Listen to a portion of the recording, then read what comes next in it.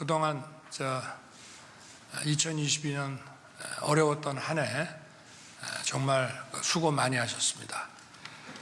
오늘 제12차 비상경제 민생회의는 제1차 국민경제 자문회의를 겸해서 또 기재부의 2023년 경제정책 업무 보고와 함께 이렇게 진행하게 됐습니다. 오늘 기재부의 23년도 경제정책 보고를 받고 우리 국민경제 자문회의의 위원님들께서 질의도 해주시고 이렇게 해서 전문가들에 의한 검증도 함께 받는 이런 식으로 진행을 하면 좋을 것 같습니다.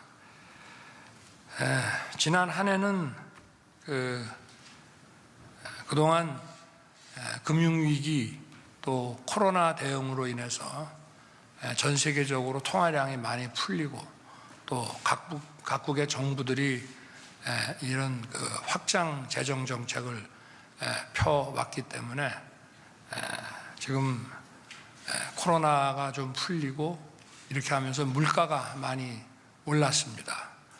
그리고 우크라이나 전쟁을 비롯한 이런 공급망의 이런 교란과 또 무역에 있어서 보호주의가 강화되고 또 WTO 체제가 많이 이완된 상태여서 원자재 가격도 많이 상승을 해서 코스트 푸시 인플레이션의 조짐을 많이 보여왔습니다. 그러다 보니까 전 세계적으로 미국 연준을 비롯해서 고금리 정책을 쓰지 않을 수가 없고 고금리 정책에 의해서 이런 통화 긴축으로 기업들도 많이 힘들고 그리고 소비도 많이 위축이 된 그런 어려운 상황이었습니다. 다행히 우리 경제팀에서 늘 실시간 현안 대응을 잘 해왔기 때문에 환율이라든가 물가라든가 이런 부분들을 그래도 잘 관리를 해왔다고 저는 평가하고 싶습니다. 우리가 내년에 유의해야 될 점들이 몇 가지 있습니다. 일단 제일 중요한 것은 이 고금리로 인해서 부동산과 이런 자산 가치들이 하락을 하다 보니까 가계와 기업의 부채 문제가 심각해질 수가 있고 이것이 가계와 기업의 부실, 나아가서는 금융 사이드의 부실로 확대되지 않도록 잘 관리를 해야 된다는 그런 점이 하나 지적하고 싶습니다. 그리고 산업 면에서는 이런 어려운 복합 위기를 우리가 벌써 지난번에도 여러 차례 얘기했습니다만은 수출로서 돌파를 해야 되고 지금 이 원자재 가격이 상승하고 모든 나라의 경제가 지금 어려워지고 있지만 자원 부국이라든가 또는 이런 신흥 시장은 아직도 높은 성장률을 보이고 있기 때문에 이런 나라들과의 교육, 경제 협력 또 인프라 수주 등을 통해서 우리의 경제 활로를 좀 적극 모색해야 된다고 생각합니다. 그리고 어쨌든 경제가 아무리 어렵더라도 우리가 집안이 어려워도 아이들을 잘 가르치고 길러야 되듯이 우리의 미래 전략 산업에 대한 투자와 지원을 조금이라도 소홀히 해서는 안 된다고 생각합니다. 그래서 이런 우주항공, 인공지능 같은 핵심 전략 기술 그리고 미래 기술 시장을 선점하기 위한 이런 국가 정책적 지원이 반드시 있어야 되고 그리고 산업 전반에 디지털 혁신을 더 가속화시켜야 됩니다.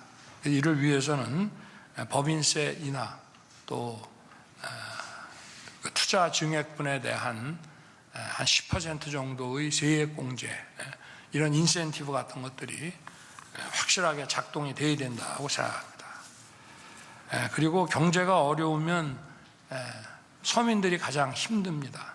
그래서 우리 기재부가 중심이 돼서 24시간 이런 물가 상황들 점검하고 장바구니 물가라든가 또는 가게에 어떤 어려움이 없는지 이런 것들을 잘 살펴야 됩니다. 우리 가계의 지출 중에 가장 중요한 것이 주거비 지출입니다. 지금 과거에 이념적으로 부동산 문제를 다루는 사람들은 일가구 다주택에 대해서 아주 중과세를 하는 것이 윤리적으로 맞다고 생각합니다만은 지금 이제 전 세계적인 이 고금리 상황에서 부동산을 비롯한 자산 가치가 이렇게 하락을 하면 사람들이 집을 사기보다는 임대를 선호하게 되어 있습니다. 그러면 임대를 선호하게 되면 결국 그 임대 물량이라는 것은 다주택자의 그 주택에서 임대 물량이 나오는 거기 때문에 다주택자에 대해서 중과세를 하게 되면 그것이 임차인에게 그대로 조세 전가가 이루어지고 그리고 국민들의 이런 주거비 부담을 올리게 됩니다. 그래서 이런 현실적인 차원에서 저는 다주택자에 대한 이런 조세 부담을 대폭 완화시켜서 국민들의 이 주거비 부담을 좀 경감시켜 드려야 된다는 생각을 해왔습니다. 이 점에 대해서도 내년에 하여튼 더 적극적으로 이런 세제 감면을 추진해야 되겠습니다. 그리고 이런 물가 문제도 지난번에 기재부에서 시장경제 논리에 맞춰가지고 공급 사이드의 비용을 줄이는 방식, 그래서 관세를 인하하고 또 유류세 인하하고 지방세 감면하는 방식으로 해서 공공요금도 관리하고 이렇게 시장의 논리로서 물가 관리를 잘 해왔습니다. 내년에도 이런 점들은 지속적으로 잘 돼야 될 것 같습니다. 그리고 이제 저희가 정부가 이제 출범을 하고 이런 세계적인 이런 경제 위기의 이런 파도를 잘 극복하기 위해서 일단 긴급한 현안 대응을 위주로 해서 금년도에 정책을 지금 실행을 했습니다마는 이제 저희가 우리의 그 성장과 발전을 가로막는 그런 그 잘못된 제도, 이런 적폐를 청산하고 제도 개선을 하기 위한 이제 개혁을 가동시켜야 됩니다.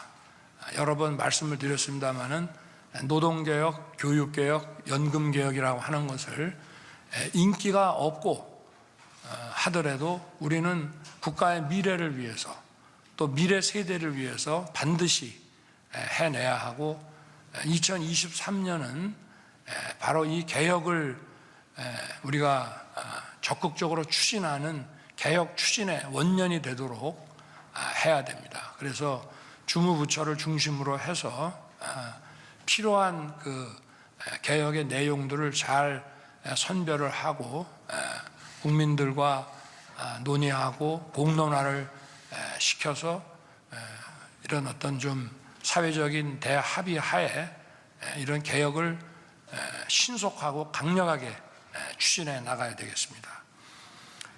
저는 그중에서 가장 우선적으로 해야 될 것이 노동개혁이라고 생각합니다. 노동시장에서의 이중구조 개선이라든가 이런 합리적 보상체계, 또 노노 간에 있어서의 어떤 그 착취적인 그런 시스템을 바꿔나가는 것은 그것이야말로 노동의 가치를 존중하는 것이 됩니다. 노노 간의 이중구조와 양극화가 심화된다고 하고 그 사이에서 어떤 그 자본과 노동 사이에서 많이 논의됐던 것처럼 그런 만약에 착취구조가 존재한다면 그 자체가 벌써 노동의 가치를 떨어뜨리는 것이고 노동의 가치를 무시하는 게 됩니다. 그래서 저는 그 이중구조 개선이라는 측면에서 노동개혁의 이 공정성이 매우 중요하다 이렇게 생각하고 있고요. 그리고 산업구조가 자꾸 바뀌어 나감으로써 그런 그 노동의 수요 기반 변화에 따라서 이 노동제도가 많이 바뀌어 나가야 된다고 생각합니다. 그리고 노사 간의 그 관계에 있어서의 노사 법치주의라고 하는 것은 우리가 나라를 제대로 만들어내고 성장을 하려면은 절대 피할 수 없는 과제입니다. 우리가 왜 사법부가 좀 보수적이라는 얘기를 많이 하죠.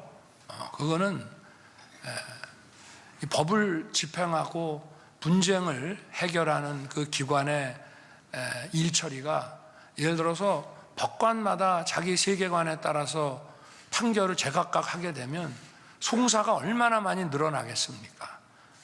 그래서 제가 알기로도 사법부에서는 그 법관 개개인의 그 세계관을 가급적 지향하고 대법원 판례에 따라서 판결을 하도록 이렇게 권장을 많이 합니다. 그것이 결국은 이 송사를 줄이고 사회적 비용을 줄이는 그런 길입니다. 그래서 우리가 이 노사관계에 있어서도 그 비효율적인 분쟁을 줄이고 그 비용을 그야말로 노동자의 그 복지를 위해서 쓰기 위해서는 노사 법치주의가 확실하게 정립이 되고, 그래서 불필요한 그런 그 쟁이라든지 갈등이 만들어지지 않도록 국가가 이것을 잘 리드를 해 나가야 된다고 저는 생각합니다. 그리고 이 부패라는 것은 우리가 크게 말해서 공직부패와 이런 민간 부분의 기업부패, 이 두 가지를 늘 상정을 해왔습니다마는 이런 노사 간의 관계에서도 이 노조의 부패라고 하는 것이 지금 우리 사회에서 많은 국민들의 관심이 돼왔고, 그래서 이런 그 노사 법치주의를 확립하고 노동의 유연성과 노동의 개혁을 해 나가는데 노조 부패도 공직부패, 기업부패와 함께 우리 사회에서 척결해야 될 3대 부패의 하나로서 우리가 여기에 대해서 엄격하게 법 집행을 해야 된다고 생각합니다. 그런 차원에서 우리가 이 기업 부패를 막는 첫 번째는 기업 회계의 투명성이었습니다. 우리가 IMF 이후에 많은 어려움이 있었습니다만은 결국은 그 회계 투명성 강화라고 하는 이 과정을 통해서 우리 기업을 세계적인 기업으로 이끌어낼 수 있었습니다. 우리의 그 노동운동, 우리의 노조 활동도 투명한 그 회계 위에서만 더욱 건강하게 발전할 수 있다고 생각합니다. 이 부분에 대해서도 우리가 23년에 필요한 제도 개혁을 통해서 우리 성장의 원동력으로서 반드시 이루어내야 될 우리 정책이라고 생각합니다. 오늘 기재부 업무 보고를 받고 우리 각계의 전문가분들의 좀 많은 조언과 또 이런 점검을 당부드리겠습니다. 여러분 감사합니다.